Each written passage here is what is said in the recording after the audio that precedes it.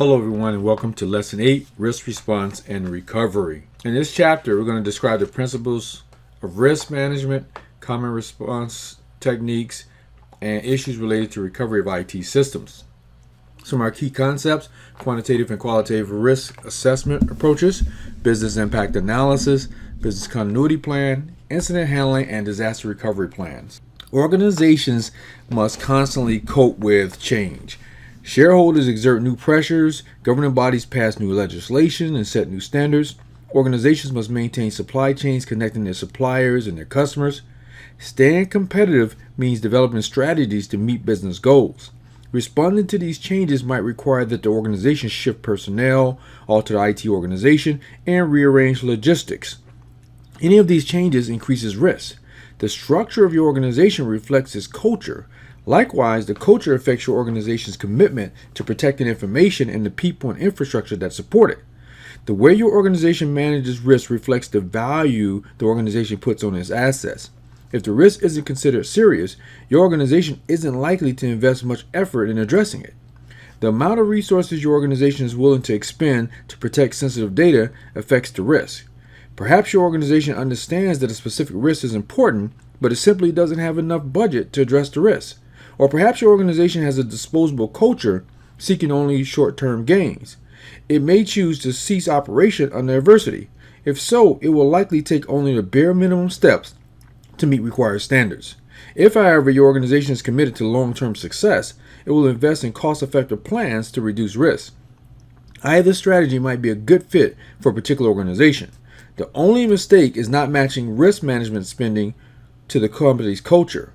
For example, a disposable organization should not invest in a sustainable plan and vice versa. Risk management is a central concern of information security. Every action an organization takes or fails to take involves some degree of risk. Attention to risk management can mean the difference between a successful business and a failing business. That doesn't mean you eliminate every risk. Instead, organizations should seek a balance between the utility and cost of various risk management solutions or options. Different organizations have different risk tolerances. For example, an established hospital seeks to limit risk to the highest degree possible. On the other hand, a new startup business with only a handful of employees may be more willing to take on risks that may result in attractive financial returns. As a security professional, you will work with others to identify risks and apply risk management solutions.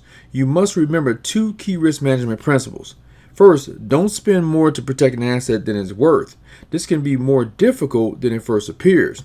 You must understand the true impact of each risk. Security breaches can degrade customer confidence. A successful attack may result in immediate cost, but also cause customers to go to a competitor. The true cost can be far higher than immediate cleanup costs. A countermeasure without a corresponding risk is a solution seeking a problem. It is difficult to justify the cost. You play an important role in the risk response and recovery aspects of information security. You must help identify risks. Some of them are serious and could put your company out of business. For example, a data breach could hurt your company's reputation and result in lost sales and may even end up costing a lot of money due to fines or settlements. You also must help create and or maintain a plan that makes sure your company continues to operate in the face of disruption. This type of plan is a business continuity plan, or a BCP. It is an important concept you're going to learn about in this lesson. Disruptions do happen, so you must expect they will happen to your organization. Planning for disruption is part of your role as a security professional. You must help develop and maintain a disaster recovery plan, or DRP, to help address situations that damage or destroy necessary parts of your infrastructure. As a security professional, your goal is to make sure your systems quickly become available to users after an outage and that you recover any lost or damaged data. However, you also play a role in making sure you handle the recovery process correctly. Managing risk is the process of identifying risks and deciding what to do about them. The first step in managing risk is identifying and assessing risk. But what is risk and how are risks assessed? Before you learn about managing risk, it is important to understand a few terms. The following terms describe risk assessment types or ways to define and discuss risk. First, we have threat. A threat is something generally bad that might happen. A threat could be a tornado hitting your data center or an attacker stealing your database of customer data. Next is vulnerability.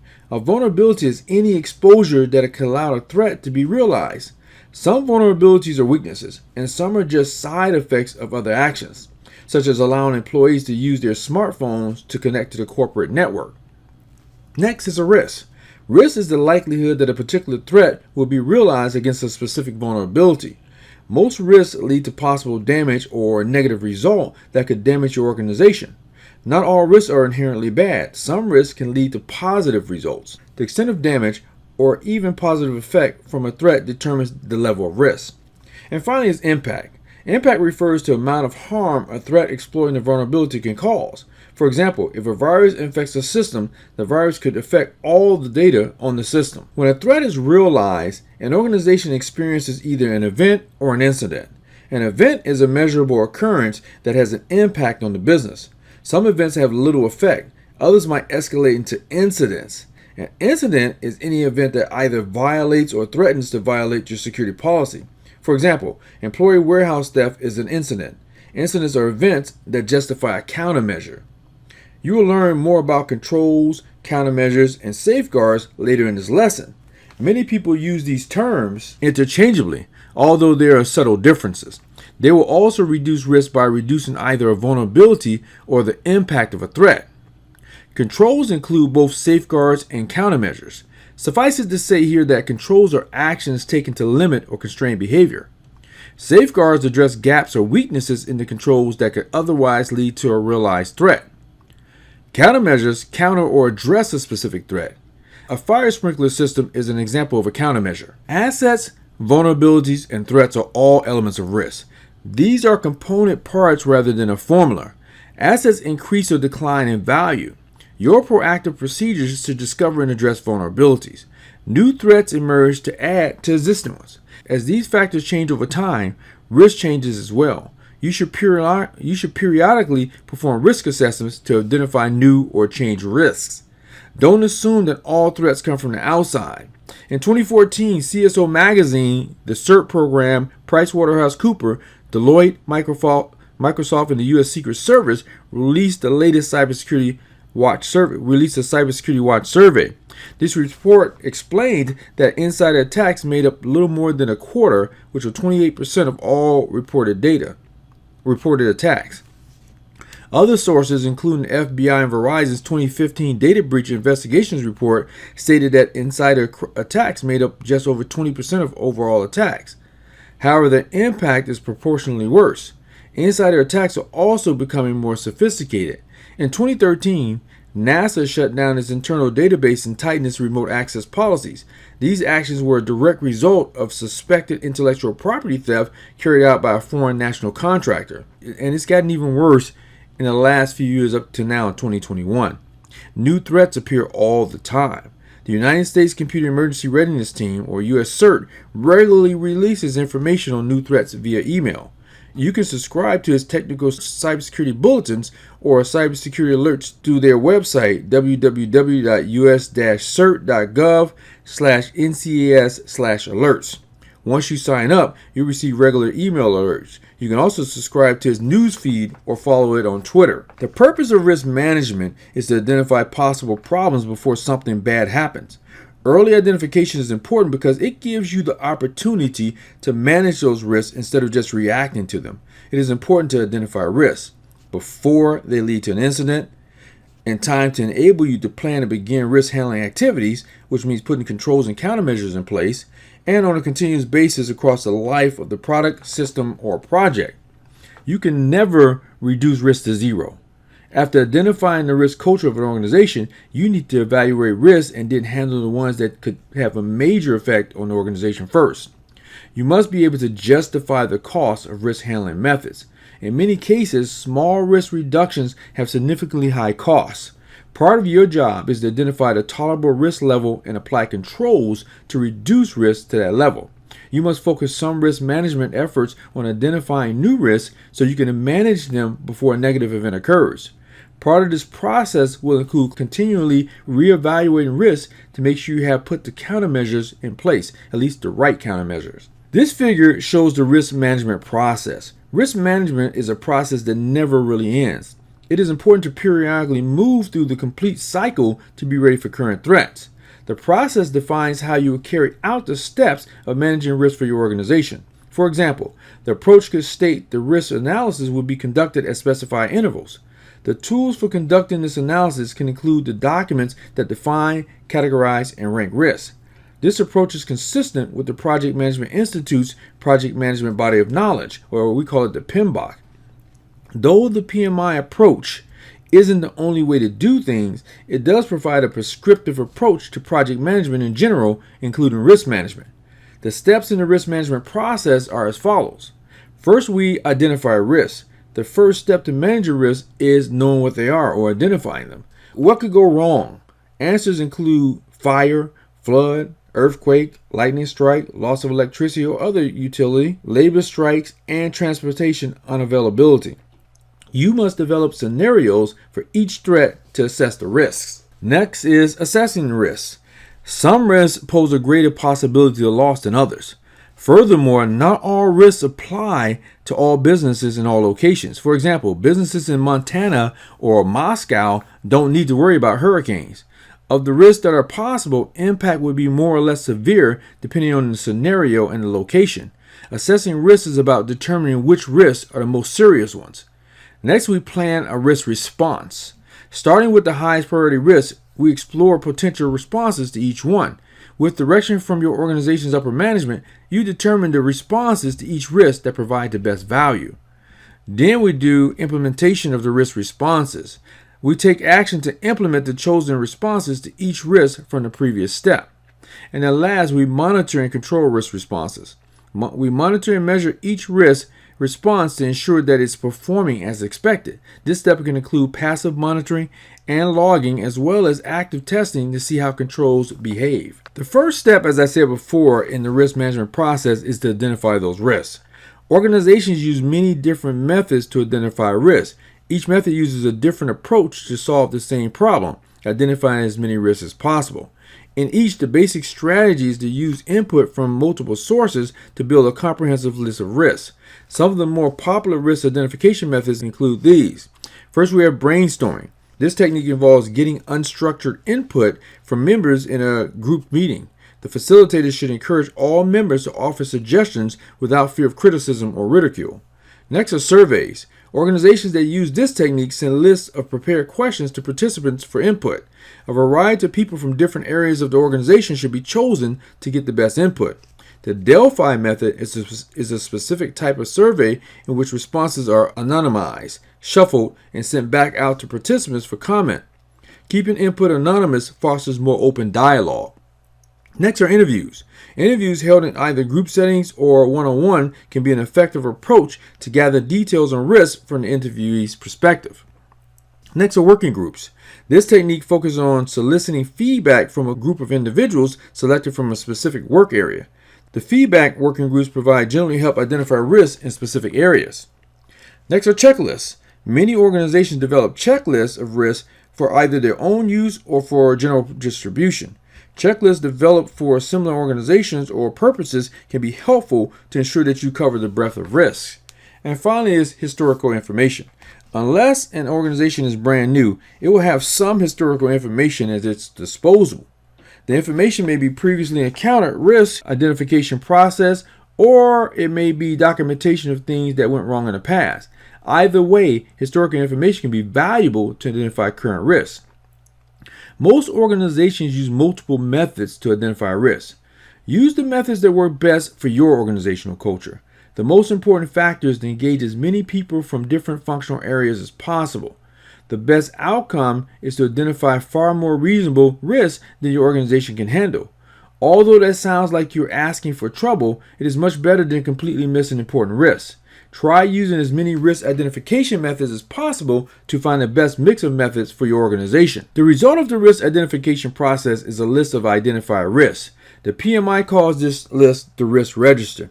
The risk register can contain many different types of information, but should contain at least the following: a description of the risk, the expected impact if the associated event occurs, the probability of the event occurring, steps to mitigate the risk, steps to take should the event occur, and ranking of the risks. Part of your risk identification activities should address new and emerging threats. These types of threats can come from many different areas and from both internal and external sources. Some examples of emerging threat include the following. You have new technology. You have changes in the culture of the organization or environment. You have unauthorized use of technology, for example, wireless technologies, rogue modems, smartphones, tablets, unlicensed software. You have changes in regulations and laws, and you have changes in business practices like outsourcing or globalization. A proactive security professional watches for new threats that might trigger the need for a new risk review. Two of the most common areas of emerging threats are cloud and virtualization. As organizations move toward outsourcing data and processing to cloud service providers, they encounter new threats. Some threats apply to cloud service providers. Others are generally related to internal or external users or virtualization. These threats can include things like violation of virtualization barriers, lack of access control for outsourced resources, reliability of cloud virtualization services, cloud service providers lock-in, and insecure application program interfaces, or APIs. Also, malicious insiders and account hijacking are threats. Although any of these threats I just mentioned may occur in all environments, the risk in a cloud or virtualized environment is of greater concern due to the common practice of delegating responsibilities of these environments to external partners. Always consider new and novel threats when considering cloud or virtualized services. Another class of threats bearing closer examination relates to static environments. Static environments are types of systems that don't change very much or at all after deployment. While normal or dynamic systems do change often, static systems tend to remain much like they were when first installed. Some examples of static systems include supervisory and data acquisition, which we call SCADA. SCADA systems are common in industrial settings. SCADA systems control and monitor physical devices such as manufacturing, power generation, oil, water, and gas distribution, and facility environmental controls. These systems are often built by the manufacturer with static versions of an operating system and other software to produce a fixed software stack. SCADA systems are not easy to patch when security vulnerabilities are discovered in one of its embedded software layers. Next, we have embedded systems. These are generally small computers that are contained in a larger device. The computer components are often enclosed in a chassis that houses the rest of the device. Such devices can include other hardware and mechanical parts. For example, a robotic vacuum device contains an embedded system that controls its movement. The embedded computer is not easily accessible and is difficult to update with security patches. Next is mobile devices like Android or Apple or Windows. Mobile operating system patches and upgrades are available and easy to apply, but not all users update their devices. Bad prior upgrade experiences may prevent users from applying needed patches. This can lead to threats to unpatched mobile endpoints. In addition, many mobile devices are beyond the control of the organizations to which they connect. Next are mainframes. These large computers exist primarily in large organization data centers. They handle large-scale data processing and are expensive to maintain. Downtime is expensive and discouraged. For that reason, there isn't much opportunity to apply security patches until a downtime window approaches. Mainframes may operate as vulnerable to emerging threats for some time. Next are gaming consoles. These are usually just computers that are optimized to handle graphics applications efficiently. Today's gaming consoles are commonly connected to the internet and are routinely exposed to new threats. Many manufacturers do provide security patches, but not all users are diligent about keeping their systems updated. Most users just want to plug in their consoles and play. Finally are vehicle systems. This final category of static systems is a type of embedded system. Increasing numbers of vehicles contain computing systems that monitor conditions, provide connectivity to the internet, provide real-time routing, and even control the vehicle's operation. For example, automatic parking and self-driving cars. Intervention systems to enhance safety are included in more and more new vehicles. For example, anti-lock braking and anti-collision systems are available on many models. These systems tend to be very difficult to upgrade or patch due to the effort required to take the vehicle to a service agent who can perform such maintenance. If manufacturers make the update process too easy, attackers could easily inject malicious code into it. Part of your risk identification process should include these static systems. These systems encounter threats just like other systems. Addressing threats to these type of systems may be more difficult, but a secure system depends on the security of all its components. A good risk assessment explains the company's risk environment to managers in terms they understand. It explains what risks could stop a company from operating. Sometimes IT professionals get so emotional about protecting their IT structure, they forget that their systems are there to support the organization's primary objectives. During the risk assessment process, remain focused on what does this mean to the company and what is the value of this to the company, rather than what does this mean for my systems and infrastructure.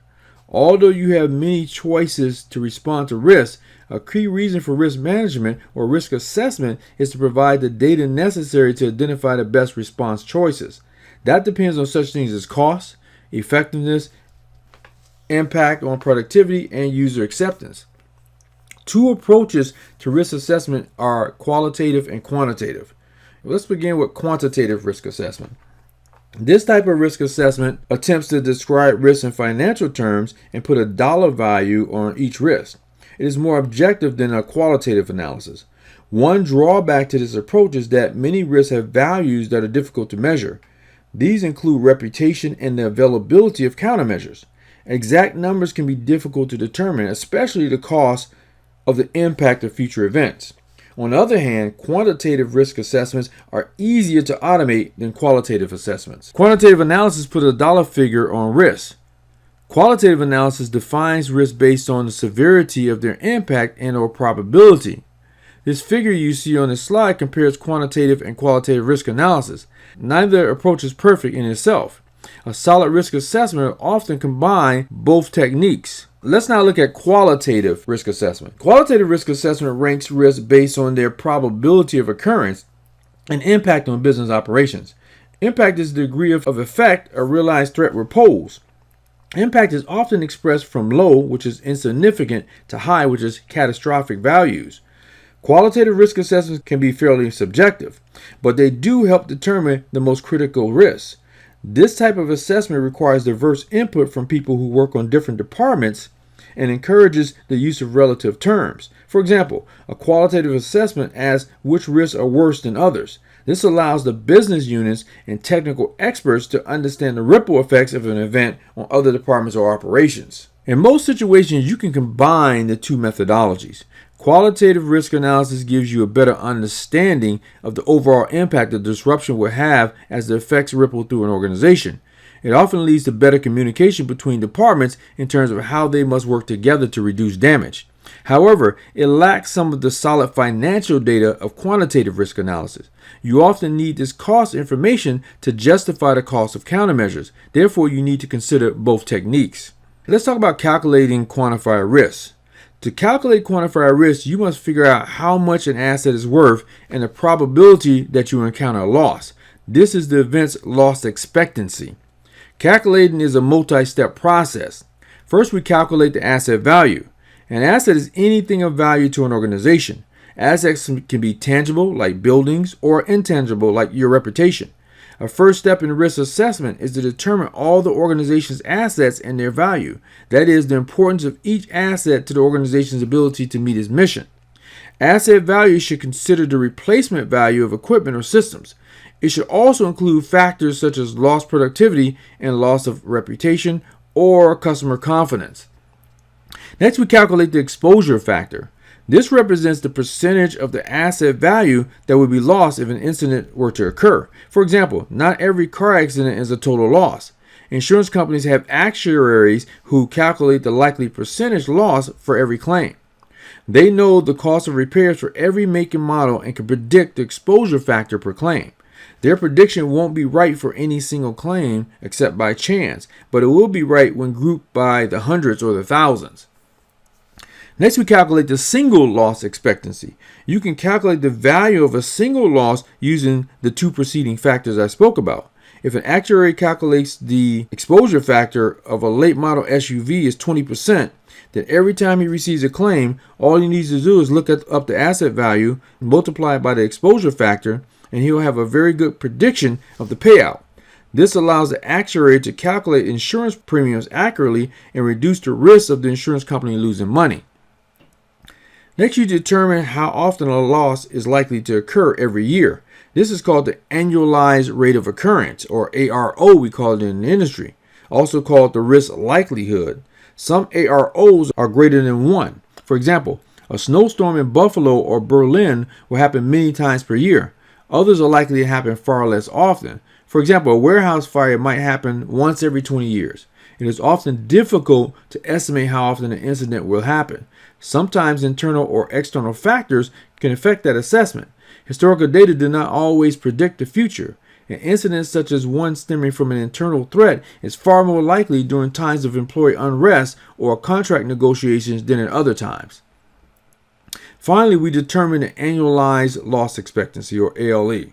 The ALE is the SLE, the loss when an incident happens, times the ARO, which is the annualized rate of occurrence.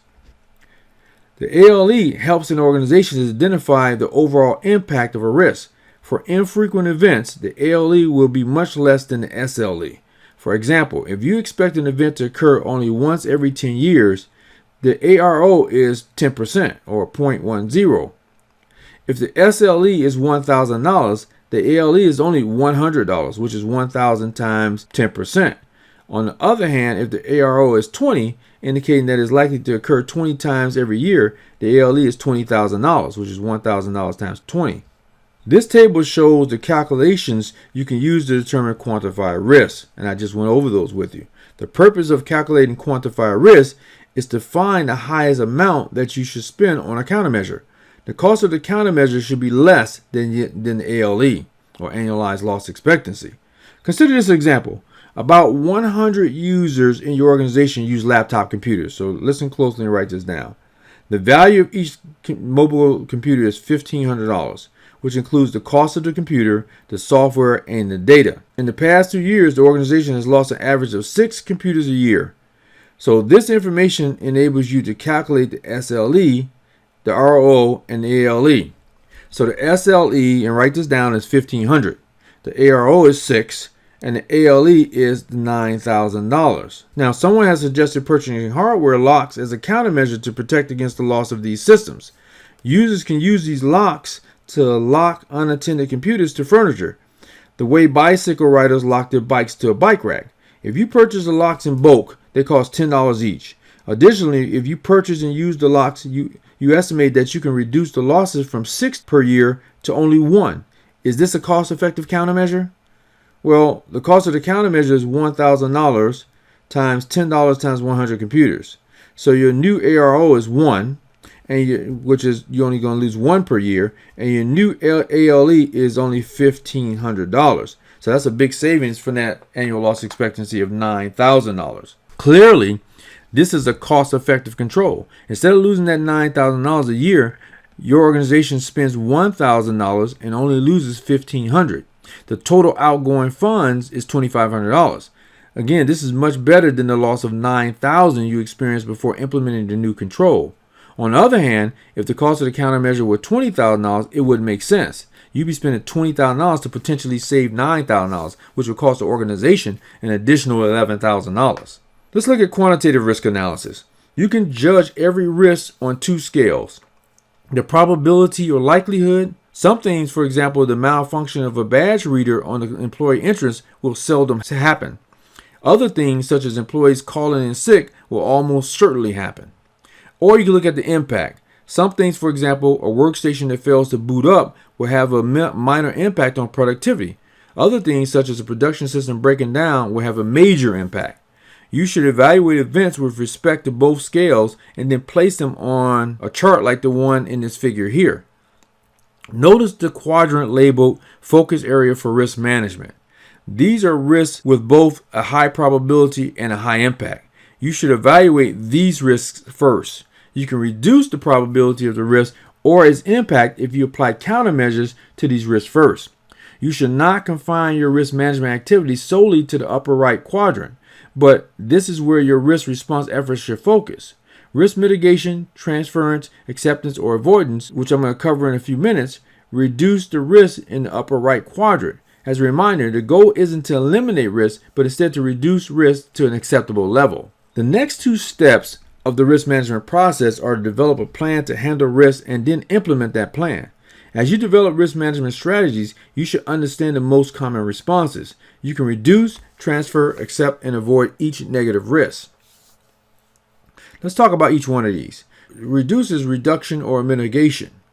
This approach uses various controls to mitigate or reduce identified risks. These controls might be administrative, technical, or physical.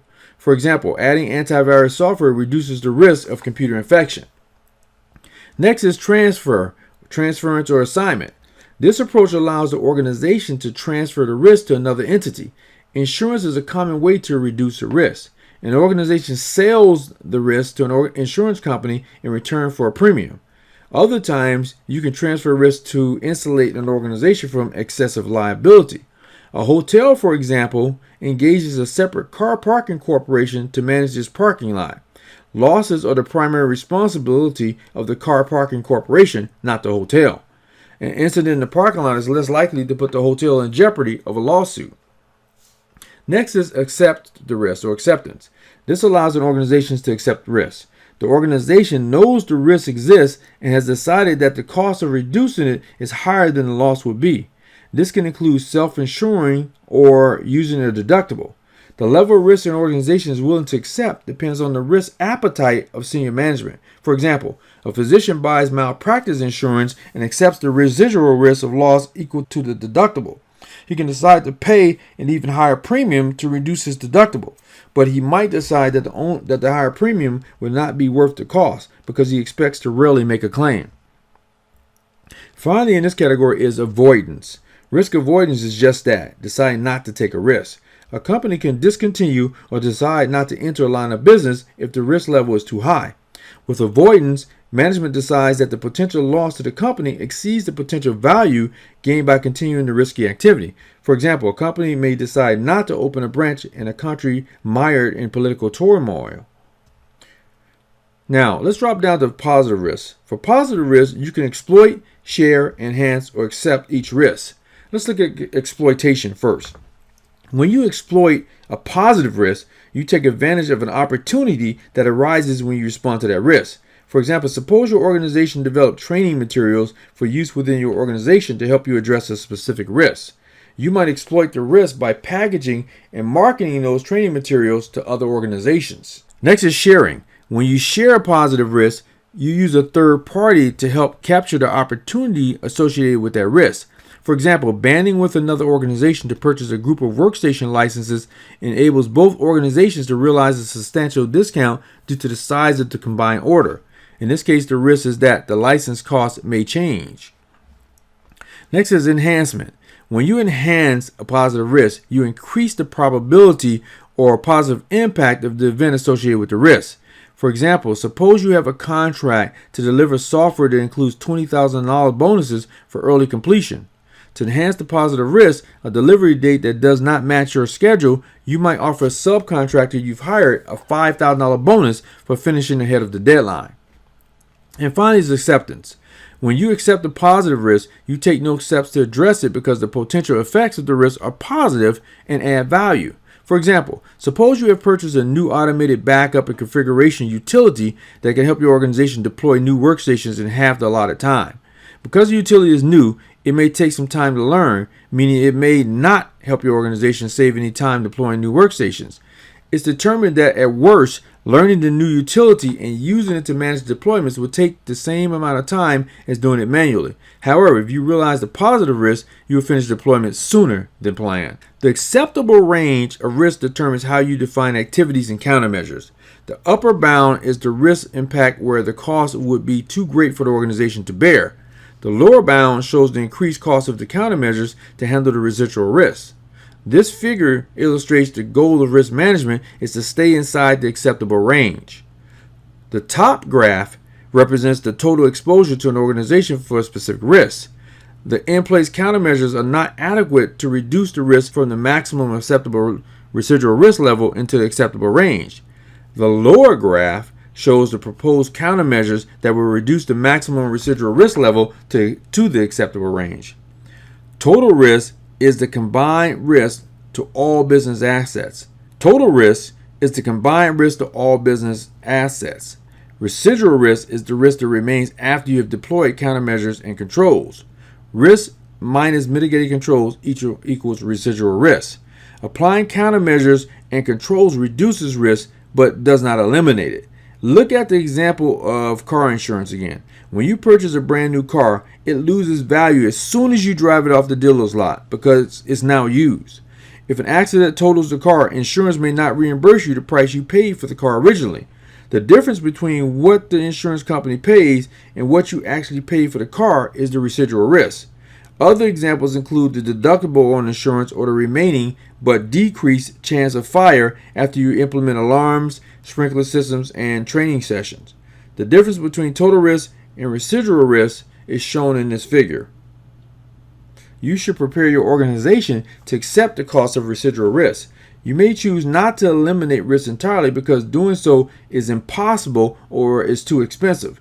If its cost is too great, you must either eliminate the risky behavior or use a different countermeasure. Security controls are the safeguards or countermeasures that an organization uses to avoid, counteract, or minimize loss or system unavailability. As defined by the Institute of Internal Auditors, the control environment sets the tone of an organization, influencing the control consciousness of its people. It is the foundation for all other components of internal control, providing discipline and structure.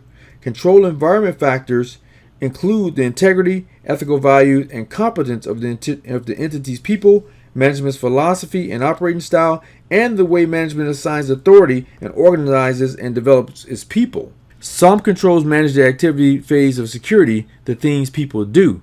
These are administrative controls. Administrative controls develop and ensure compliance with policy and procedures.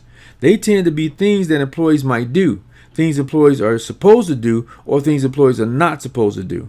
A control carried out or managed by a computer system is a technical control. Activity phase controls can be either administrative or technical. They correspond to the life cycle of a security program as follows. First, you have detective controls. These controls identify that a threat has landed in your system.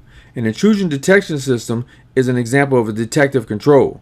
An IDS, intrusion detection system, can detect attacks on systems such as port scans that try to gain information about a system. The IDS then logs that activity. Next, you have preventative controls. These stop threats from coming in contact with a vulnerability.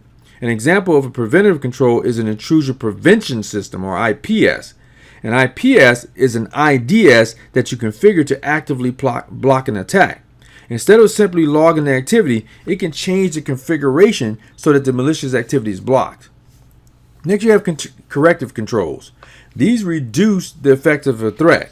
When you reload an operating system after it is infected with malware, you're using a corrective control. Forensics and incident response are other examples of corrective controls. Next, you have deterrent controls. These are controls that deter an action that could result in a violation. There's a fine line between deterrent controls and preventative controls. Deterrent controls merely attempt to suggest that the subject not take some action, whereas preventive controls do not allow the action to occur. Deterrent controls are valuable when a knowledgeable user needs the ability to perform some action that involves risk. A deterrent control would allow the action after a warning, whereas a preventive control would not allow the action. In short, the decision to choose between a preventative and deterrent control is often a balance between utility and security. Compensating controls. These controls are designed to address a threat in place of a preferred control that is too expensive or difficult to implement. Let's look at protecting physical security. One special class of risk to the organization is physical security. In fact, good physical security is necessary for a solid overall security plan. Too many IT security professionals dismiss physical security and focus only on technical security controls. Always assess the best security controls as part of your risk management program. You have to ensure that all critical IT assets are physically secured at all times. There are many controls you can implement to ensure physical security. Here on this slide is a partial list of the most common environmental and physical controls you need to maintain in IT security. You have your HVAC system, which is heating, ventilation, and air conditioning. These are systems that provide proper airflow, temperature, and humidity for IT components to operate. Although this might seem straightforward, these systems must be designed well and operate efficiently to support your IT infrastructure. Data system design should include hot aisles for IT component heat venting and cold aisles for drawing cold air into its IT components. They must also be designed to provide necessary services at all times while using as little energy as possible to keep costs down. All environmental controls must be monitored for proper operation to ensure that your data center maintains the required temperature and humidity. Next is fire suppression. This includes devices and systems designed to extinguish fires of different types to minimize damage and stop fires from spreading. Next is EMI shielding. This includes physical barriers placed around wiring or into building materials to limit electromagnetic interference, which is what EMI is. Electromagnetic interference emanations from traveling outside protected areas. Next is lighting. Lights are placed to ensure all areas are well lit with few dark spots. You should have signs. Clear signage indicates which areas are designated for specific purposes and which areas are off limits. You should have video surveillance. These are devices that monitor many areas of your facility from a central location and record actions for later analysis. You should have access lists. These are lists of personnel authorized to access a physical resource.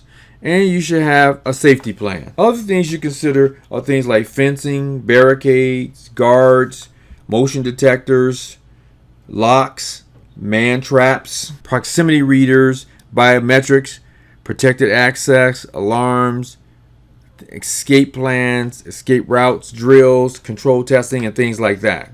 Selecting countermeasures. As I discussed earlier in this lesson, control, safeguard, and countermeasure are not interchangeable terms. A control limits or constrains behavior. Safeguards and countermeasures are controls that exercise restraint on or management of some activity. For example, a safe for storage of valuables is a control. A human guard who watches the safe is a safeguard. Insurance against loss of the valuables, if stolen, is a countermeasure. The countermeasure counters or addresses the loss from a specific incident. There is an unlimited number of possible countermeasures. A countermeasure must have a clearly defined purpose. It must address a risk and reduce a vulnerability. A countermeasure or control without an exposure or risk is a solution seeking a problem. Some specific purposes of countermeasures include the following: fix known exploitable software flaws, develop and enforce operational procedures and access controls, both data and system, provide encryption capability, improve physical security, and disconnect unreliable networks. Everyone needs to be aware of his or her security responsibilities. Security will be a full-time job for some people. Others will have only infrequent responsibilities, such as locking the door on the way out. Some specific security responsibilities that you may hold include the following: delete redundant guest controls, train system administrators with specific training, train everybody with general training, install virus scanning software, and install IDS, IPS, and network scanning tools. You must consider many factors when you are evaluating countermeasures. One is the product costs. The price of the product will include its base price, the price of additional features, and costs associated with the service level agreement or annual maintenance. You have to look at implementation costs. This refers to costs associated with changes to the infrastructure, construction, design, and training. An example is the cost of reinforcing a floor to install new equipment. Compatibility costs. The countermeasure must fit within or be compatible with the overall structure. For example, a Windows-only organization would have to carefully consider the additional costs associated with training and interoperability when installing a Linux-based countermeasure. Environmental costs. If, for example, a countermeasure uses a lot of energy, you would need to consider whether your electric system will be able to provide that energy and to offset the excess heat it's going to generate. Your testing costs. Testing does take time and money, but it's essential. Note, however, that testing also causes disruptions. You must consider all of these as costs. And productivity impact. Many controls affect productivity. They might generate more calls to the help desk, slower response time for users, and so on. The most important part of putting any control or countermeasure in place is making sure it meets its objectives. The last step in the risk management process is to monitor and control deployed countermeasures. A countermeasure is of no value if it does not actually provide its intended benefit. When evaluating a countermeasure, first ask, what problem is this countermeasure designed to solve? Your risk management plan should make this clear. Then ask, does this countermeasure solve this problem? Here are some other points that you want to consider. Countermeasures might pose a new risk to the organization. For example, implementing a countermeasure might create a false sense of security, or the countermeasure itself might become a new point of failure on a critical system. Make sure you continuously monitor the countermeasure, check it for compliance and good design, and perform regular maintenance. Second, you must perform certification and accreditation of countermeasure programs. No system, control, or application should go into production without first going through a change control process. This also applies to changes to existing production systems. You must review all controls and countermeasures before performing an installation or making changes. Otherwise, administrators might misconfigure the system or make other errors. And finally, you must follow best practices and exercise due diligence. A good risk management program tells auditors that the company is taking a prudent and diligent approach to security risks. Due diligence is exercised by frequently evaluating whether countermeasures are performing as expected. The way an organization responds to a disruption might well determine its survival. Poor planning greatly increases risk. With poor planning, an organization would not be able to respond appropriately and may be unable to return to normal operations. Planning for disruptions is part of business continuity management, which includes both of the following. You have business continuity plan, or BCP. This plan contains the actions needed to keep critical business processes running after a disruption. Disruptions can be minor, such as power outage, or major, such as weather damage that makes an organization's building unusable. And disaster recovery plan. This plan details the steps to recover from a disruption and restore the infrastructure necessary for normal business operations. BCM includes not only BCP and DRP, but also crisis management, incident response management, and risk management. A disruption is a sudden unplanned event. It upsets an organization's ability to provide critical business functions and causes great damage or loss. Examples of major disruptions include things like extreme weather, like Superstorm Sandy in 2012 is an example. Criminal activity. This might include the theft of credit card numbers or other customer data. Civil unrest or terrorist acts. One example is the wave of violent protests in Missouri in 2014 and all the things that's happening in 2020 and 21.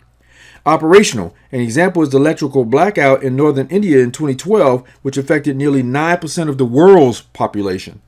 And application failure. Two examples are Amazon's E2 Cloud Services crash in 2011 and Microsoft Cloud Services crash in 2014.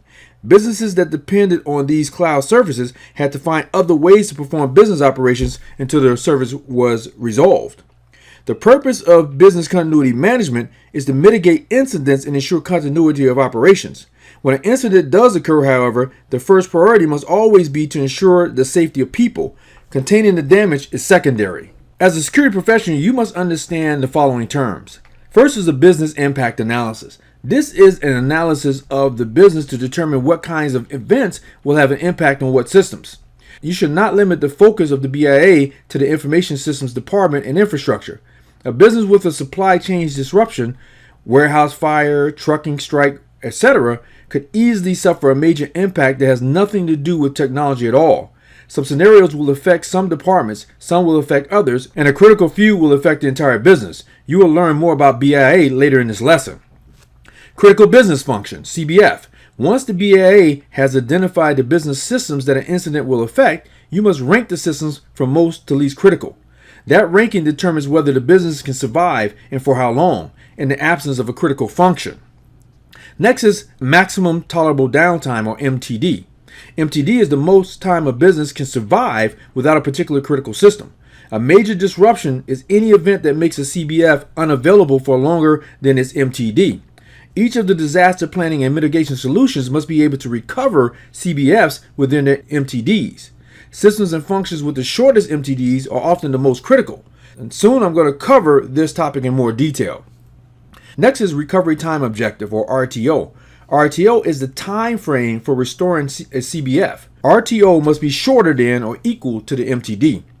Next is Recovery Point Objective, or RPO. Incidents can cause loss of data. You must calculate the amount of tolerable data loss for each business function. Recovery procedures must be able to meet the minimums defined here. If the business can afford to lose up to 1 day's data, then nightly backups might be an acceptable solution. However, if the business must prevent all data loss, a redundant server or storage solution will be required. Next is the Emergency Operations Center, or EOC. The EOC is the place where the recovery team will meet and work during a disruption. Many businesses have more than one emergency operations center. One might be nearby for use in the event of a building fire, for example. Another might be a significant distance away, for example, for use in the event of an earthquake or regional power outage. Here's how MTD and RTO work together. Suppose power goes out in the data center. It takes 6 hours to move to the alternate site, the RTO. The business can survive for 9 hours without a functioning data center. At this point, there's an event, but not yet an incident that you can define as a major disruption or disaster.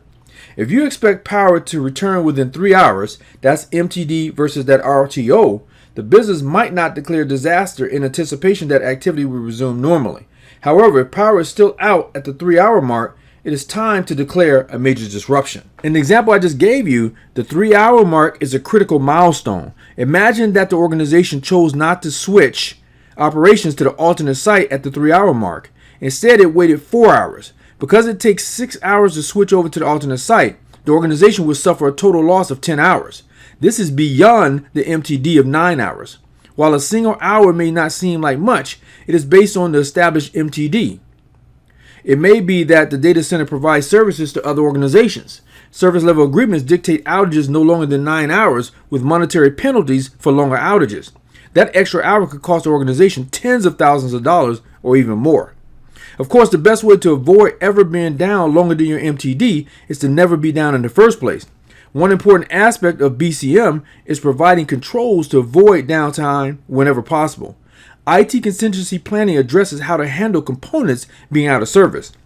But high availability planning addresses how to keep critical components operational at all times.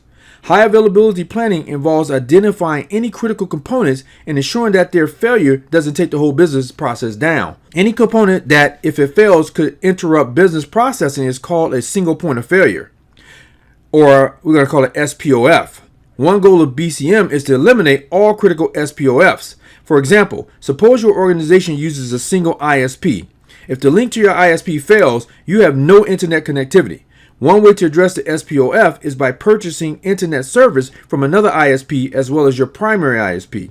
Deploying 2 or more components that are capable of providing the same service is called redundancy, and it helps to increase an organization's ability to avoid downtime, which is also called fault tolerance. You determine maximum tolerable downtime by business requirements. This is closely associated with the RTOs of several integrated functions. For example, consider a website hosted by an organization for purposes of e-commerce. The web servers depend on network services, ISP availability, and electricity. Each of these will have its own incident-dependent RTO, but it will be associated with the MTD. For example, if you determine that the website has an MTD of 4 hours, the RTO of the failed network services, ISP availability, and electricity all must be less than 4 hours. Parts of the recovery will be able to take place in parallel, but some might have to be sequential.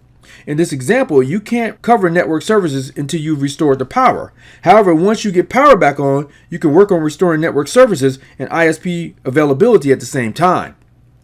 The RPO defines the amount of tolerable data loss. The RPO can come from the business impact analysis or sometimes from a government mandate, for example. Banking laws or regulations pertaining to pharmaceutical research data retention is one type. The figure before you shows how to assess the MTD, RTO, and RPO. A BIA determines the extent of the impact that a particular incident would have on business operations over time. The BIA drives the choice of the recovery strategy and the CBFs. As a security professional, your job is to ask 2 questions. First, what can affect the business? And second, how will it affect the business? A successful BIA maps the context, the critical business functions, and the processes on which they rely. You should consider all impacts, including those that are hard to address or are less obvious. Different incidents require different recovery strategies. A fire in the accounting department might call for outsourcing and temporary quarters. A flood in the basement might activate a service bureau plan. An earthquake or hurricane might cause a permanent move to a new facility. You conduct a business impact analysis for 3 key reasons: to set the value of each business unit or resource as it relates to how the entire organization operates, to identify the critical needs to develop a business recovery plan, and to set the order or priority for restoring the organization's functions after a disruption. I want to talk about speed of impact. Some incidents might become more significant over time. The slow deterioration of a critical processing facility might generate a disaster. Continuous installation of new devices in a computer room might overtax the electrical supply capacity and eventually cause a blackout or a fire. Some systems are more important during certain times of the year. A company that supplies heating oil is busier in the winter. Even the smallest outage in the winter can jeopardize that company's service agreements. That same company might easily withstand far more severe incidents, which means longer MTDs in the summer when load is minimal. The BIA must identify what your organization needs to support a company's critical operations. That means information processing, personnel, communications, equipment, facilities, other organizational functions, vendors, and suppliers. The BIA will identify critical data and systems. Note that the importance of systems and the importance of data are not always the same. A system might be more critical than the data it contains and vice versa. What is truly important in those systems and data on which the business relies. Issues you should consider during the BIA fall under the following categories. First are people. How will you notify them of the incident and its impact? How will you evacuate, transport, and care for employees, including, for example, paying them? Who will step in if key personnel are incapacitated or unavailable? This is called succession planning. Second are systems. What portions of your computing and telecommunications infrastructure must you duplicate immediately?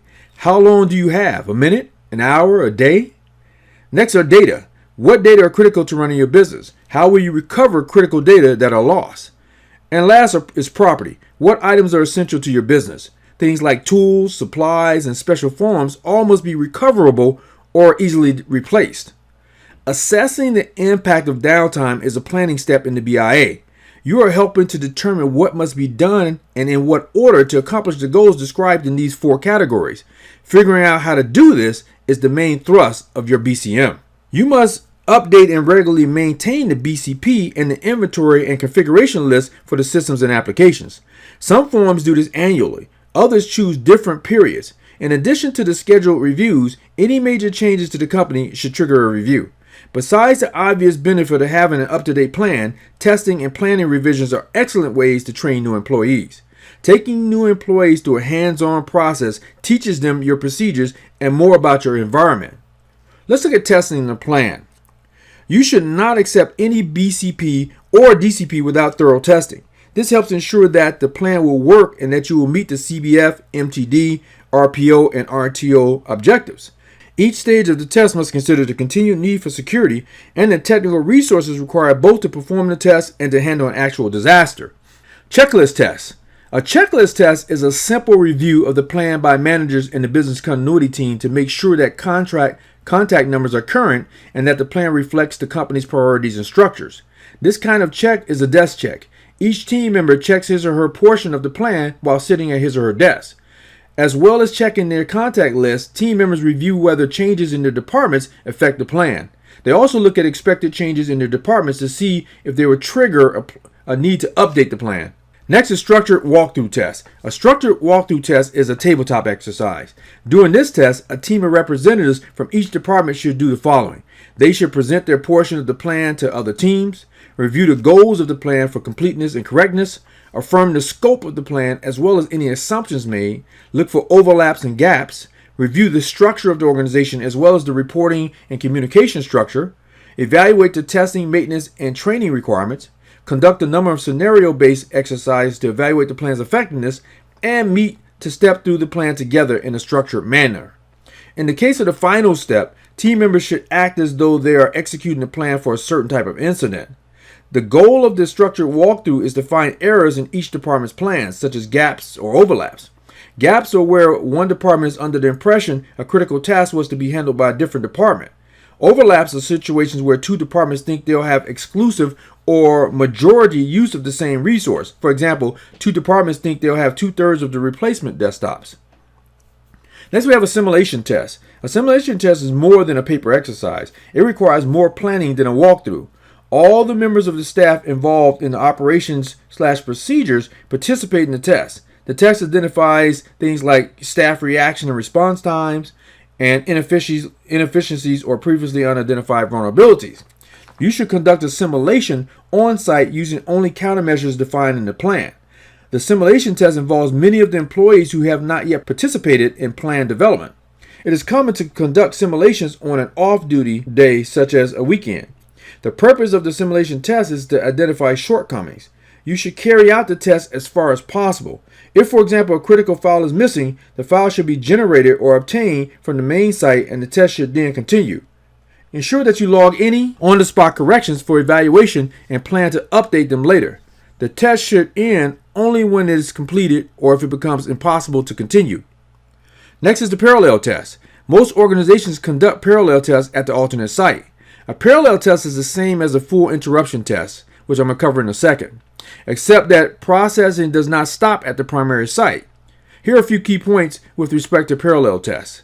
A parallel test is an operational test, so it will not include representatives from HR, PR, purchasing, facilities, and things like that. Because a parallel test means activating the alternate site, it will cost a significant amount of money. The test must have senior management approval. Third, compare the results of the test with the processing at the original site. Fourth, a gap analysis exposes any weaknesses or underperformance that requires attention. And finally, usually auditors are involved at every step to monitor the success and to make sure the parallel run data are not mixed into the normal operational data. And finally, we have a full interruption test. The most common way to conduct this type of test is at the alternate site. This type of test is so disruptive that few organizations actually conduct it. During the test, you must shut down the original system for the duration. You can only use those processes that exist at the alternate site to continue the business operation. Recovery is possible only if the company has access to backups of its data and applications.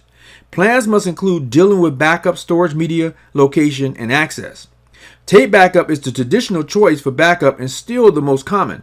However, restoration from tape is slow, and many systems have RTOs that are shorter than the tape restore time. These kinds of sites often use disk-based solutions such as storage area network, called a SAN, or a network attached server called a NAS or NAS, or even an off-site network-based storage such as remote journaling. In remote journaling, the system writes a log of online transactions to an off-site location. The log updates a copy of the database. Should the primary site go down, the off-site copy would be current.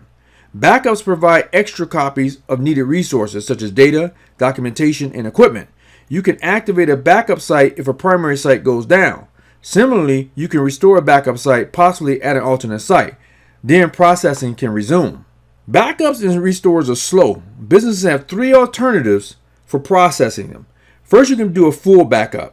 As its name implies, this backup copies everything to a backup media. It is usually tape, but is sometimes CD, DVD, or disk. You can do a differential backup. With this type of backup, you start by making a full backup, perhaps on Sunday when network traffic is lightest. On Monday through Saturday, you back up changes made since Sunday's full backup on a daily basis. As the week progresses, each night's backup, the differential, takes a little longer. And finally, you have incremental backup. Again, you start with a full backup when network traffic is light. Then each night, you back up only that day's changes. As the week progresses, the nightly incremental backup takes about the same amount of time. It is faster to create the incremental weekday backups than the differential backups. This comes at a price, however. If you need to use the backup images to restore data, systems using differential backups would need to restore only the full backup and then the latest differential. Those using incremental backups would need to restore the full backup and then each day's incremental backups to complete the restore. You should back up items other than just data. These include router, switch, and other network device configurations, user access permissions and configurations, for example, Active Directory, and server and workstation operating systems and configurations. To make this more manageable, most large companies have a standard-based configuration for workstations that can be reloaded on demand. As long as you keep these up to date, patched and fixed, this is an attractive solution. As a reminder, an incident is an event that results in an actual or threatened violation of security policy. When an incident occurs, an organization needs to respond. The incident handling process includes the following steps. You have preparation, identification, notification, response, recovery and follow-up, documentation. I'm going to talk about each of these in more detail. Let's start with preparation.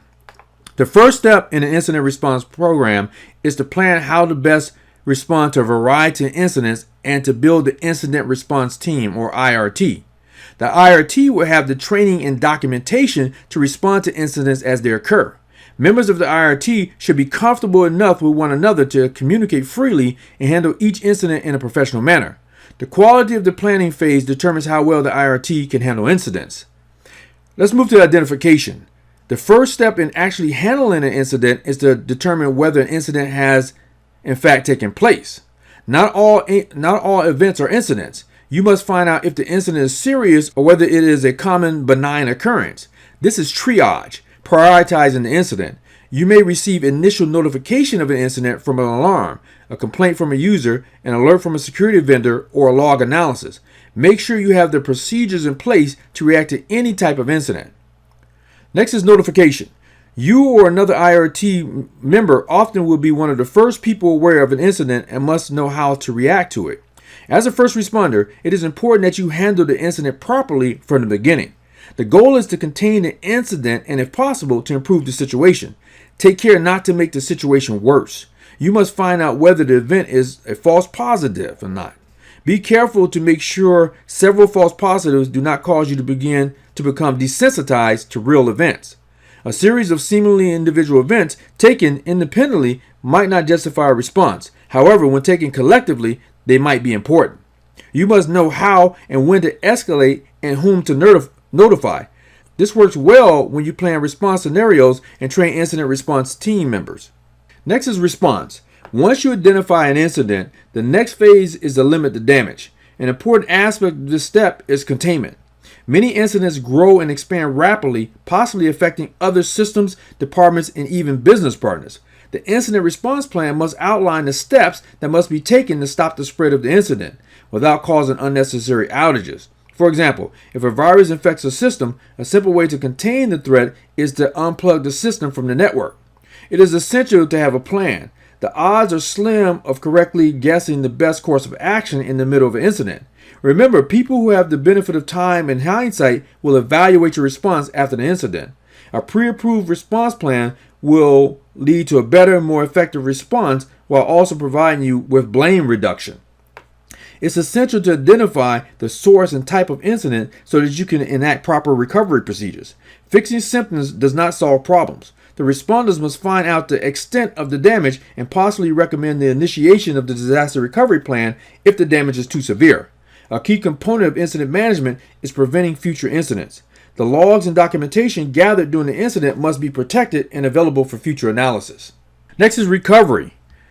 After you have contained the incident and eliminated or blocked its source, it is time for you to recover.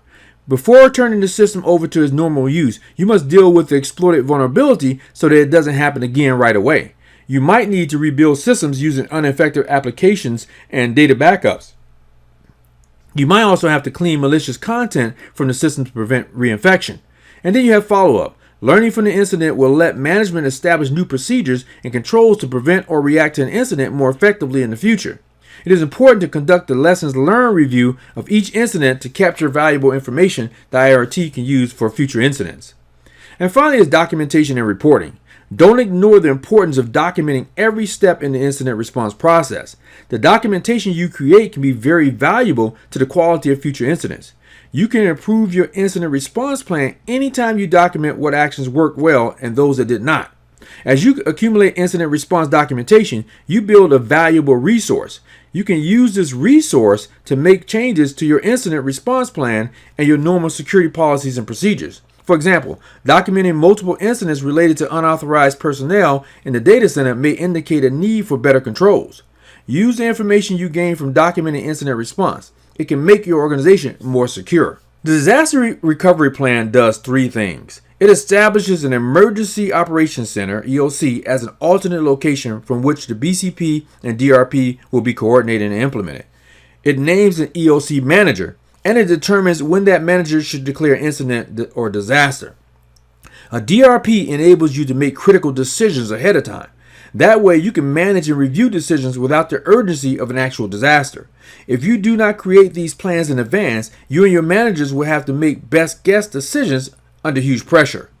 DRPs are long-term, time-consuming, expensive projects. The DRP for a large company can cost tens of millions of dollars. It is essential that senior management not only support but also insist upon an effective, well-tested DRP. The process starts with a business analysis. It identifies critical functions and their maximum tolerable downtimes. Then it identifies strategies for dealing with a wide variety of scenarios that might trigger the plan. As a security professional, you most likely will participate as a member of the disaster planning and disaster recovery teams. As a security professional, you will play a key role in reestablishing business operations in a crisis by rebuilding the networks and systems that the business requires. The recovery process involves two main phases. The first phase is to restore business operations. In many cases, the recovery might be at an alternate site. You may be required to build a network rapidly from available backup data, backup equipment, and any equipment that might be available from vendors. The second phase is to return operations to their original state before the disaster. To return to normal operations, you must rebuild the primary site. The transition back to the normal site and the closure of the alternate site should be part of the return to home site portion of the BCP DRP. Activate salvage and repair teams. They will do their work before people and data can return to the primary site. Security professionals are often on the repair team to rebuild the damaged parts of the network infrastructure. They will match or increase previous security levels. If you need new equipment, use this opportunity to improve security. During a crisis, many of the normal conditions such as controls, support, and processes might not be available. You must adapt quickly to ensure the security operations of systems, including backups and reconciliation of errors. Here are a few points to keep in mind. You may want to suspend normal processes such as separation of duties or spending limits. You should compensate with additional controls or by additional auditing. The DRP should give added privileges or spending authority to certain people or for certain tasks. If a number of systems are down, users might need more technical support or guidance on how to use alternate systems or access. The BIAs should have identified minimum recovery resources as part of the recovery needs. Next, during the disaster recovery, it might be good to combine services that were on different hardware platforms onto common servers. This might speed up recovery. However, you must manage this process carefully to make sure that the movement and recovery go smoothly. And finally, while running at the alternate site, you must continue to make backups of data and systems. This might prevent new disasters if the recovery site fails. The primary steps to disaster recovery in order of importance are: number 1, ensure the safety of individuals. Number 2, contain the damage. And number 3, assess the damage and begin recovery operations according to the DRP and BCP. You must plan for rebuilding damaged systems also. You need to know where to get configuration charts, inventory lists, and backup applications and data. You must have access control lists to make sure that the system allows only legitimate users on it. Keep the following points in mind. First, once the rebuilding starts, the administrator must make sure to update the operating systems and applications with the most current patches. Backups or installation disks often contain older versions that are not current. Next, after you rebuild the system, you must restore the data to the RPO. This includes reconciling books and records. You must make sure that the operating systems and applications are current and secure. Next, some organizations overlook access control permissions and recovery plans. You must activate the access control rules, directories, and remote access systems to permit users to get on the new systems. When you are making the plan, be sure that any vendor's software will run on alternate processors. Some vendors license their products to operate only on a certain CPU.